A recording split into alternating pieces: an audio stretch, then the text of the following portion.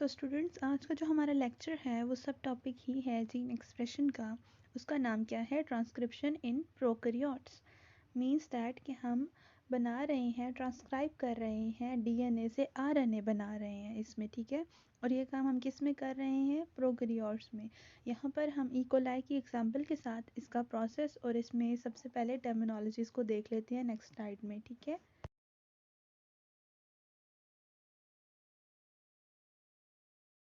तो सबसे basic terminology क्या है? प्रोमोटर। प्रोमोटर ऐसा रीजन है जिसको आरएनए पॉलीमराइज रिकॉग्नाइज करता है, वहाँ जाके बाइंड करता है और पॉलीमराइजेशन स्टार्ट कर देता है, ट्रांसक्रिप्शन स्टार्ट कर देता है, ठीक है। और प्रोमोटर जो है वो शॉर्ट न्यूक्लियोटाइड का सीक्वेंस होता है, वो दो डिस्टिंक्ट रीजन्स पे डिवाइड हुआ होता है। एक को बोलते हैं -35 बॉक्स और दूसरे को बोलते हैं -10 बॉक्स। -35 बॉक्स का अपना एक सीक्वेंस है जिसको कॉन्सेंसस सीक्वेंस बोलते हैं, और -10 बॉक्स इसको प्रिब्नो बॉक्स बोलते हैं। उसका सीक्वेंस क्या है? TAT। ठीक हो गया। नेक्स्ट स्लाइड आती है, इसमें हम कॉन्सेंसस सीक्वेंस के बारे में देखेंगे कि व्हाट इज़ कॉन्सेंसस सीक्वेंस। तो कॉन्सेंसस सीक्वेंस का ये मतलब है कि कौन सी चीज़ है जो बार बार आ रही है। मतलब ये सीक्वेंस हमें किस तरह पता चला? क्योंकि हमने जब बहुत सारे प्रोमोटर रीजन्स को एग्जामिन किया तो उसमें ये सीक्वेंस बार बार आ रहा था, इसलिए इसको बोला जाता है कॉन्सेंसस सीक्वेंस। जैसे -35 की यहाँ एग्जांपल दी गई है। -35 बॉक्स का क्या सीक्वेंस होता है? TTGACA, जिसका क्या मतलब है कि बहुत ज़्यादा बार T आया है, फिर T आया है, फिर G, C और A आया है, ठीक है। नेक्स्ट बात है strong and weak promoters. So students, ये तो बहुत आसान सी चीज़ है कि हमारे पास स्ट्रॉन्ग प्रोमोटर वो वाला होता है कि जो ट्रांसक्रिप्शन रेट को ज़्यादा करता है, ठीक है, हाई करता है। और वीक प्रोमोटर वो होता है जो कि ट्रांसक्रिप्शन रेट को कम कर देता है। It's so easy. और -10 बॉक्स, जिसको प्रिब्नो बॉक्स बोलते हैं, वो क्या करता है? उसमें AT सीक्वेंस ज़्यादा होता है। और AT सीक्वेंस ज़्यादा होने का मतलब ये है कि वो बहुत ज़्यादा वीक होता है, ठीक हो गया। क्यों? क्योंकि उसमें 2 हाइड्रोजन बॉन्ड्स होते हैं। और GC जब कि हम देखें, GC जो पेयर होता है उसमें 3 हाइड्रोजन बॉन्ड्स होते हैं, जो कि स्ट्रॉन्गर बॉन्ड है as compare to 2H bonds, ठीक है। नेक्स्ट हम स्ट्रक्चर देख लेते हैं, स्ट्रक्चर ऑफ RNA पॉलीमरेज़, जो कि हम पिछले लेक्चर में पढ़ चुके हैं। मैं लिंक उसका डिस्क्रिप्शन में दे दूँगी, ठीक है। और आप मेरी प्लेलिस्ट से भी उसको ले सकते हैं।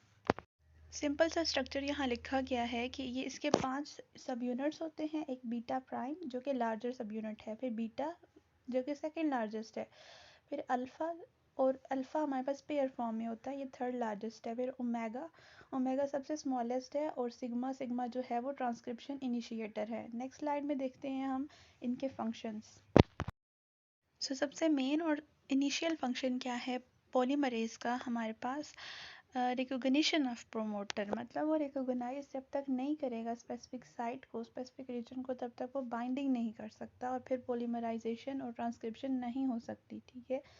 सो हमारे पास क्या होता है? It is occurred through an interaction between sigma. Sigma जो है वो इंटरेक्ट करता है -35 को और बॉन्ड बना लेता है किसके साथ? -10 बॉक्स के साथ। क्यों? क्योंकि हम पढ़ चुके हैं वो क्या है, उसमें वीक बॉन्ड्स होते हैं, उसमें AT रिच सीक्वेंस है, ठीक हो गया। सो नेक्स्ट हमारे पास आती हैं स्टेजेस ऑफ ट्रांसक्रिप्शन।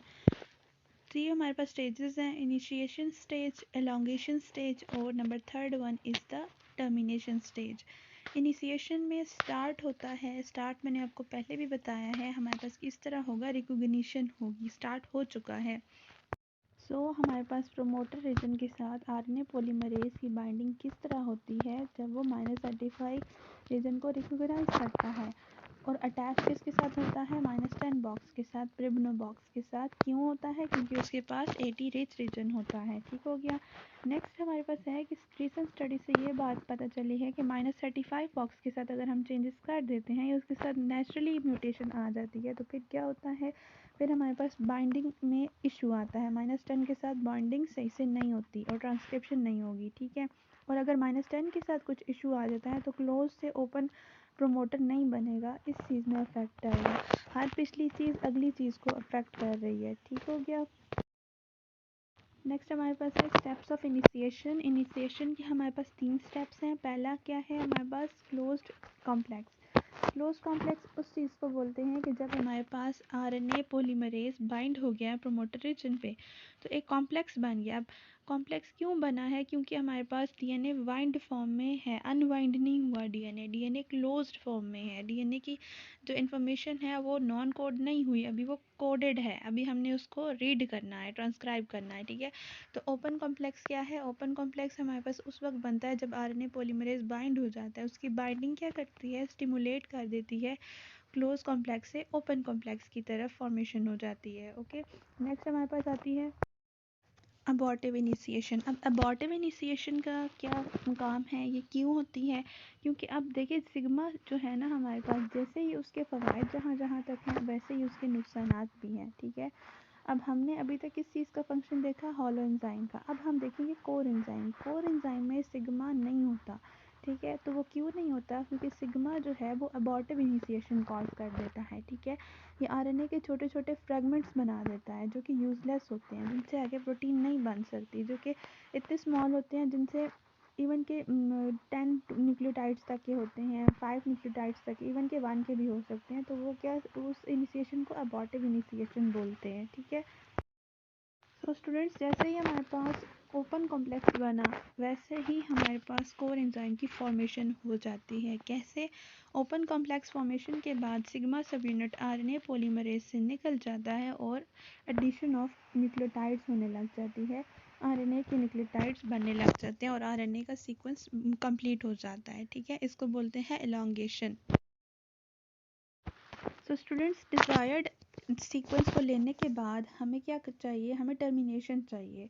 अब हमने उस प्रोसेस को एंड अप करना है, अब हमें फर्दर एलोंगेशन नहीं करनी, क्योंकि अगर ज़्यादा एलोंगेशन हो गई तो उससे क्या होगा, हमारे पास कोई और प्रोटीन बन जाएगी, किसी और प्रोटीन का वो सीक्वेंस बन जाएगा। जो हमारी प्रोटीन है उसके लिए हमें इतना ही सीक्वेंस चाहिए।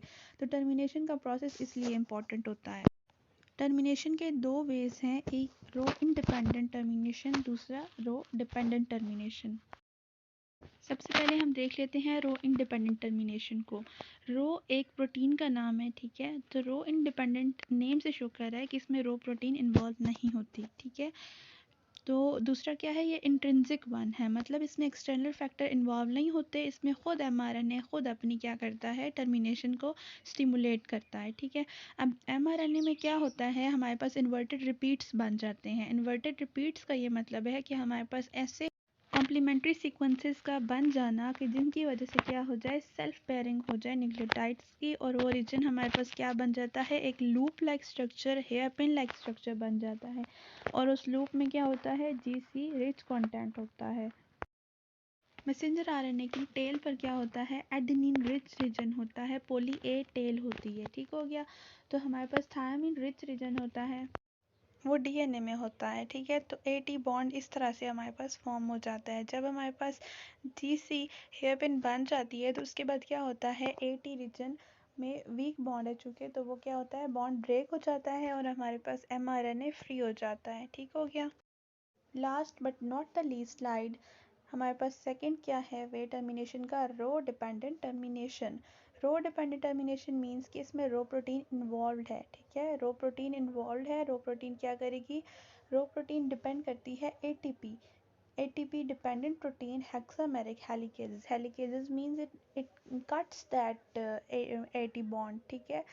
सो ये क्या करती है, रो यूटिलाइजेशन साइट पे अटैच हो जाती है। किस वक्त अटैच होती है, जब हमारे पास पर्टिकुलर सीक्वेंस ऑफ एमआरएनए बन जाता है, ट्रांसक्राइब हो जाता है, ठीक हो गया।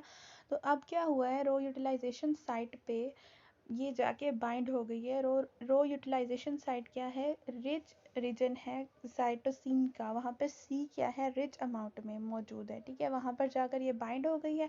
अब इसकी बाइंडिंग से क्या होगा, जो हमारे पास पॉली ए टेल वाली साइड है उस पे क्या होया हुआ है, उस पे रो सेंसिटिव पॉज साइट है, रो यूटिलाइजेशन साइट पे रो बाइंड हुई है, तो वहाँ पर ऑटोमेटिकली पॉज लग गया, अब वहाँ पे सिंथेसिस नहीं होगी।